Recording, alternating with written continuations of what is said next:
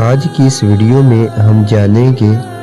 توبہ کے فضائل پر 3 فرمان مصطفیٰ صلی اللہ علیہ وآلہ وسلم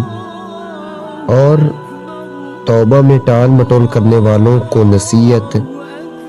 اور توبہ کرنی ضروری کیوں ہے، توبہ کے ضروری ہونے کی وجہ کیا ہے، اس بارے میں سب سے پہلے ہم جانتے ہیں کہ توبہ کے فضائل پر سرکار صلی اللہ علیہ وآلہ وسلم آپ کے 3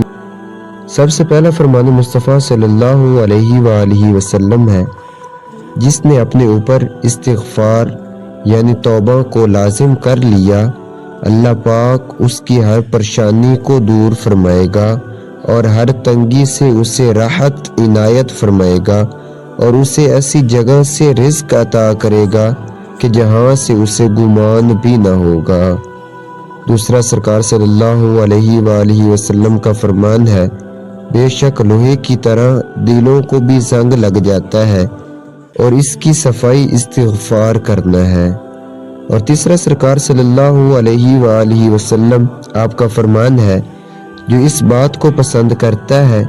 کہ اس کا نامہ اعمال اسے خوش کرے تو اسے چاہیے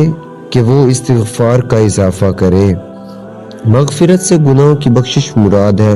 کسی کا عیب چھپا لینا مغفرت ہے اور سزا نہ دینا معافی ہے۔ حضرت امام غزالی رحمۃ اللہ تعالی علیہ آپ فرماتے ہیں، توبہ میں ٹال مٹول کرنے والوں کو سمجھاتے ہوئے فرماتے ہیں، توبہ میں دیر کرنے والے کی مثال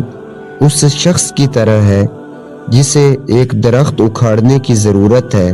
لیکن جب وہ دیکھتا ہے کہ درخت بہت مضبوط ہے اور اسے بہت زیادہ محنت کے بغیر نہیں اکھاڑ سکتا تو کہتا ہے کہ میں اسے 1 سال بعد اکھاڑوں گا، حالانکہ وہ جانتا ہے کہ درخت جب تک قائم رہتا ہے اس کی جڑیں مضبوط ہوتی چلی جاتی ہیں اور خود اس کی عمر چوں چوں بڑھتی ہے یہ کمزور ہوتا جاتا ہے، تو دنیا میں اس سے بڑھ کر بے وقوف کوئی نہیں۔ توبہ میں ٹال مٹول کرنے والا اپنے معاملے کی بنیاد آئندہ کی زندگی کو بناتا ہے جو کہ اس کے اختیار میں نہیں۔ ممکن ہے وہ کل تک زندہ ہی نہ رہے، اور اگر زندہ رہ بھی جائے تو جس طرح آج گناہ کو نہیں چھوڑ رہا، ممکن ہے کل بھی اس کو چھوڑنے کی طاقت نہ پائے۔ اس سے ان لوگوں کو درس حاصل کرنا چاہیے جو یہ کہتے ہیں کہ جمعے سے نماز شروع کروں گا، یہ اس طرح کوئی نیک اعمال کو دور کا کہتے ہیں، ہم بعد میں شروع کریں گے۔ ان کو اس سے سبق حاصل کرنا چاہیے۔ ہر حال میں توبہ میں ٹال مٹول کرنا بہت خطرناک ہے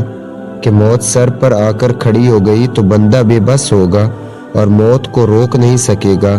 اگر مہلت مانگی بھی تو نہیں ملے گی، کہ جس کا جس وقت مرنا لکھ دیا گیا اس سے 1 سیکنڈ نہ آگے ہونا ہے اور نہ پیچھے۔ فتاوی شریف میں ہے، توبہ کرنے کے متعلق بڑی پیاری بات فرمائی، سچی توبہ اللہ پاک نے وہ نفیس شے یعنی عمدہ چیز بنائی ہے کہ ہر گناہ کے ازالے یعنی ختم کرنے کو کافی و وافی ہے۔ یعنی جو آدمی سچے دل کے ساتھ توبہ کرتا ہے، یہ ایک ایسا عمل، یہ ایک ایسی عمدہ چیز ہے کہ جو گناہ کے ازالے کو، گناہ کو ختم کرنے کے لیے کافی ہے۔ توبہ کرنے سے گناہ باقی نہیں رہتے۔ حدیث پاک میں ہے، التائب من الذنب کمن لا ذنب لہ، یعنی گناہ سے توبہ کرنے والا ایسا ہے جیسے اس نے گناہ کیا ہی نہیں۔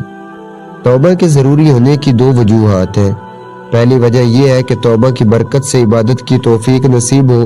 کیونکہ گناہوں کا بوجھ نیکیوں میں آسانی اور عبادات میں لذت سے رکاوٹ بنتا ہے، اور لگاتار گناہ کیے جانا دلوں کو کالا کر دیتا ہے۔